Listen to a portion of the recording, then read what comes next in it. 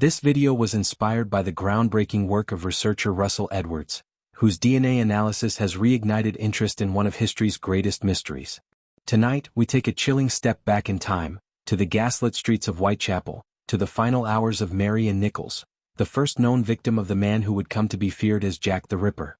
The city never truly slept, but as the hours stretched into early morning, the streets of Whitechapel grew quieter.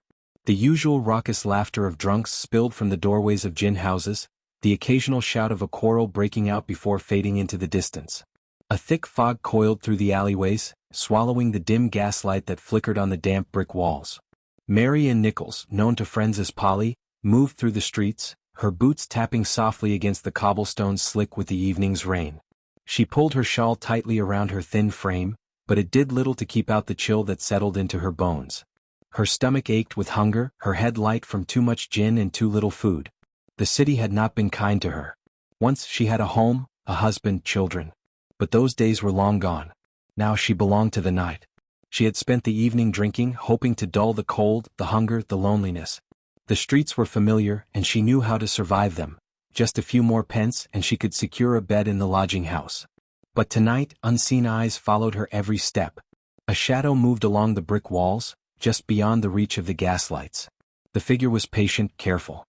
He had watched her before, had seen her wander these streets. Tonight he had chosen her. And she didn't even know it. Polly's life had once been different. She had been married, a mother, with a house to call her own. But her marriage had fallen apart, and with no money and no options she had drifted into Whitechapel, where women like her were little more than ghosts, forgotten by society until they turned up dead. The workhouses were no better. Rows of wooden beds filled with the desperate and the destitute, the air thick with the stench of unwashed bodies and sickness. The food was meager, thin gruel, stale bread, just enough to keep them alive. But Polly had chosen the streets over the workhouses. There, at least she had a chance.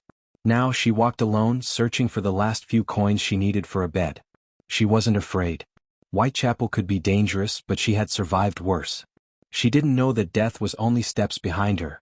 At 2:30 a.m., Polly was seen for the last time.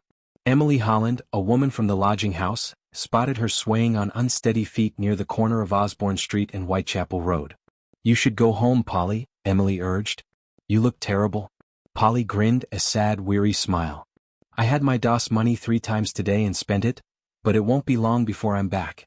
She adjusted her bonnet, straightened her dress, and stumbled off into the night. Emily watched her go, shaking her head.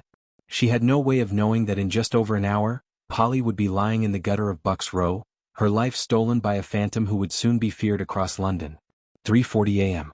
Charles Cross, a cart driver, walked down Bucks Row, the sound of his boots muffled by the thick fog.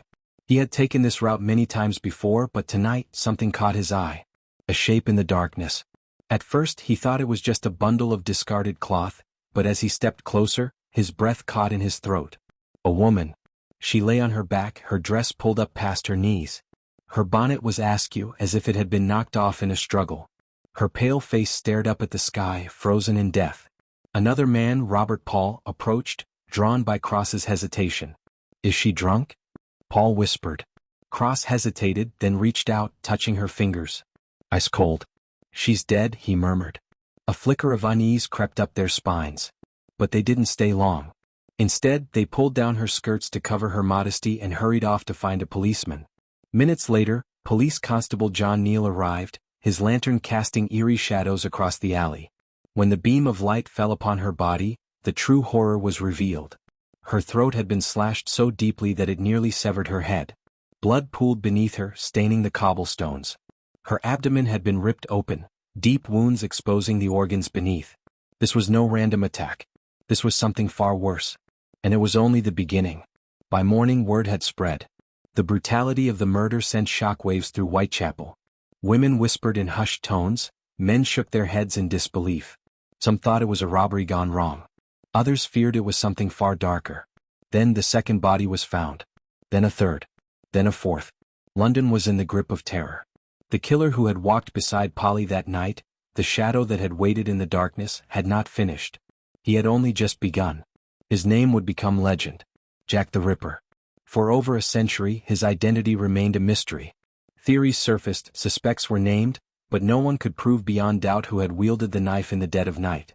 Until now.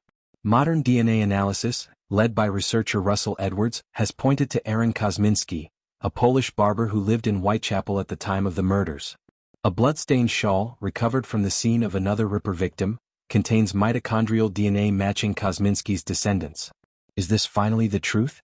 Has the mystery of Jack the Ripper been solved after more than a century? Or is there still doubt lurking in the shadows, waiting to be uncovered? What do you think? Was Aaron Kosminski truly Jack the Ripper, or is the real killer still unknown? Let us know in the comments below. And if you love deep dives into history's darkest mysteries, don't forget to like, subscribe, and turn on notifications so you never miss another story from True Crime Unknown. The truth is out there and we're here to find it.